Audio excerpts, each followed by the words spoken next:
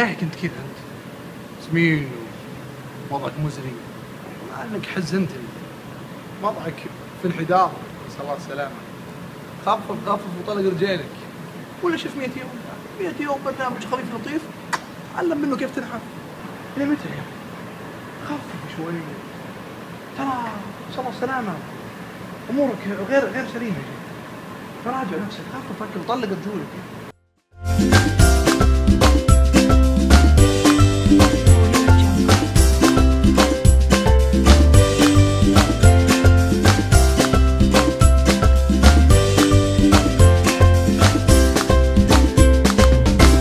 سهلا ومرحبا فيكم في الحلقة 13. الحلقة 13 غير. حياك الله حبيبنا. الله يحييك. كيف حالك؟ اليوم بنفحط يعني شوية. ها؟ شوي. الله يستر الله يستر. ما شاء الله ما شاء الله ما شاء الله. 50 سعر حرية راحت الحين. اي كمان اذا ما انت ما عندك لياقة كويسة ما تقدر تتحمل حرارة السباحة. جاني شد في خدودي يا ابوي من ذا العضلي.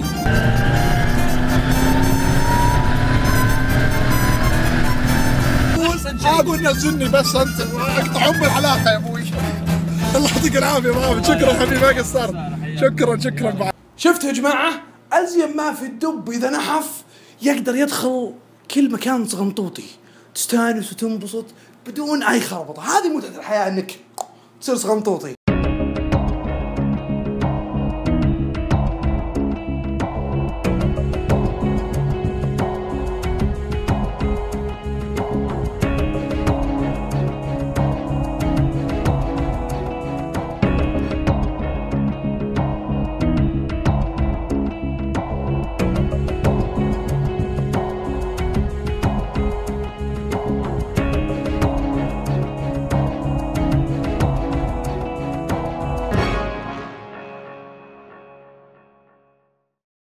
بس بعض الناس دبوبه ودهم ينحفون طريقة أخرى، العمليات وما العمليات. وبصراحة عندي تحفظ عليه أنا بصراحة. لا يا الحبيب من يقوله؟ مي بزينة. إلا زينة. مي بزينة. من يقوله؟ مي بزينة. إلا زينة غصبا عليك. مي بزينة. لا زينة. أنت تسوي عملية؟ إيه. لو رجع بك الوقت تسوي عملية ولا لا؟ إلا. تسوي عملية؟ إيه. أجل رياضة ومشي وخرابيط.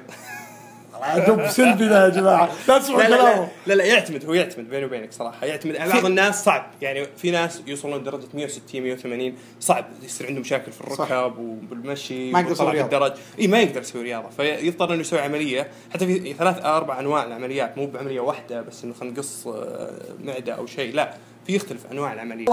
فتش دائم. الله يعافيك. طيب يا مغات شكرا ابراهيم. العافية شكرا يا حبي لك والله ما قصرت.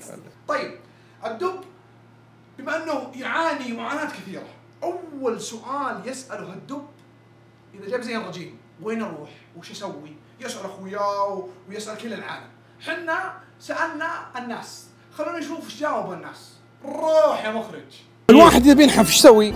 عليه شاي اخضر. شاي اخضر؟ ايه ايوه ينحف، وليمون ومويه قبل الفطور. عام 30 ايه سويت عملية. ممتاز. عملية ايش؟ عملية تحوير معدة. تحوير معدة. إيه؟ وش معنى الكلام ذا؟ والله يكثر من الفواكه. ايه وخاصة من التفاح الأخضر. ايه تفاح اخضر. إيه يساعد. ممتاز. الدب اللي بينحف يا طويل العمر والسلامة لازم يمتر. ايه امسك السيد هذا هرولة. امسك السيد هذا هرولة. ايه ممتاز. انه ياخذ جزء من راس المعدة من فوق المشبوك بمريء، يقوم يفصله. متر مربع يعني. شوف أنا مريت صيدلية حلو. فيه ينسون أحمر صيني. ينسون احمر صيني. يبعد عن المفتحات. كلام كبير. ويبعد عن المطاعم والطقة اللي معها. والله يا حبيبي الحوش. طب واحد ما عنده حوش لكن مشقه. الغرفة يا طيب. أكل فيتامين يعني. فيتامين. اوكي. سلام عليك. والله السيد ذا يقلب مرتين. السيد اياه. سلام. انصحك. ايوه. بالدبج. دبج النعمة. بالمضارب يعني. لا ما تضرب. النعمة بالخمسة. بالخمسة. الله جميل. خلي الاكل ودز وما عليك. خلي الاكل ودز. امشي لا تقول لي شوف يمكن بضرك من ناحيه الاعلان نادي ما نادي. حلو. المشي مزيان منك. يصير يعني عندك معدة صغيرة وعلى معاه على طول دايركت. المفروض يجي هنا ويركض نص ساعة ولا ربع ساعة. كل يوم نص ساعة يركض وخلاص زين اموره. مظبوط. اللوم لا المشي صحة. الله ايوه الله الله الله بالله صفقة. يفعل خامس هيدروليك البوتاسيوم. ايه ينحف. طيب حلو. الكل دب يا طويل العمر السلامة. مربع. مربع. الله يعطيك العافية مربع. شكرا لك يا اخ مربع. الحمد لله بعد شكر الله يعني نشكرك يا ابو عزام انك يعني غيرت حياتنا كثير، لا انا ولا الاهل. الحمد لله اصبحت حياتنا افضل، فعلا ننظر للحياه بنظره ايجابيه صحيه بحته. تخيل يعني انا كان وزني 107 كيلو، صار الحين الحمد لله 90 كيلو بفتره 3 أسابيع. اول شيء بهذا الدايت، هذا الدايت اللي صراحه مو ب 100 يوم بتخلينا نعيش ان شاء الله الوف الايام. الله يجزاك خير ويطول في عمرك. الشيء الثاني يعني تعرف الحياة الزوجية فيها مشاكل من ناحية الأكل والشرب والوزن، هذه ترى تعكر صف الحياة الزوجية. أنت نظمت لنا الطريقة هذه بحيث أنه صار الأكل عندنا منظم، الحياة الروتينية صارت منظمة، الصحة واللياقة صارت عندنا في حياتنا، ولا من أول كانت مختفية جدا. الخضروات الفواكه الأشياء الصحية هذه كانت يعني اكس عليها مرة. النوادي هذه وقت اللياقة تقابل أبو عزام اللي في وقت اللياقة بالرياض هناك تشوفه لازم تصور معه، لازم تجيب لنا إياه الغربية نشوفه هناك. يعني صراحة شخصية لك إعجاب ولك يعني قاعدة شعبية هناك عجيبة، وهذا اللي نحن نتمنى أنك تواصل إن شاء الله إلى الأمام أبو عزام. الله يسعدك ويعطيك العافية. أهلا وسهلا فيكم. انتشرت مؤخرا عمليات التنحيف زي قص المعدة وتغيير المسار وغيرها، وللأسف الناس غفلوا عن مضارها الكثيرة مثل عدم امتصاص المعادن والفيتامينات، تساقط الشعر، الخمول، ارتجاع الطعام، أمراض العظام وحص الكلى والأنيميا. دائما تذكروا أن الحياة الصحية هي الأفضل. شكرا، تواصلوا معي على هذا الإيميل.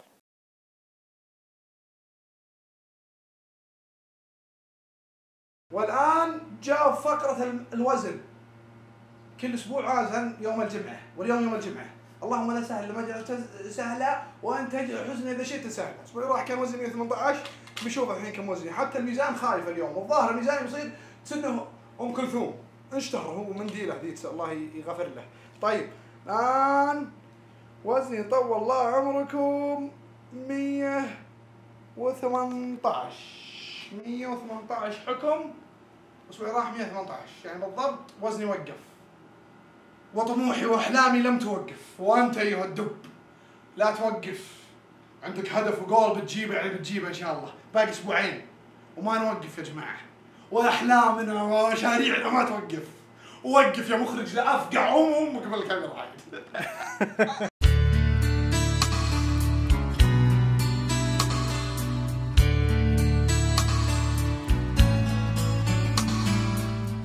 يوم لا هو بالعرض يا شيخنا.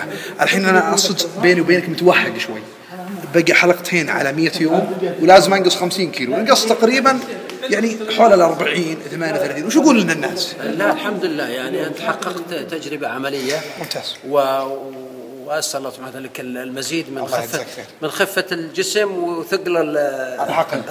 الله يجزاك خير يا شيخ. يقولون لك نحفت من البرنامج صحيح؟ انت تشوف 100 يوم ولا ما؟ والله انا شفت وسمعت كلام الناس. وتبي تسوي الحلقه باتر، تبي تسوي ريتويت يا شيخ؟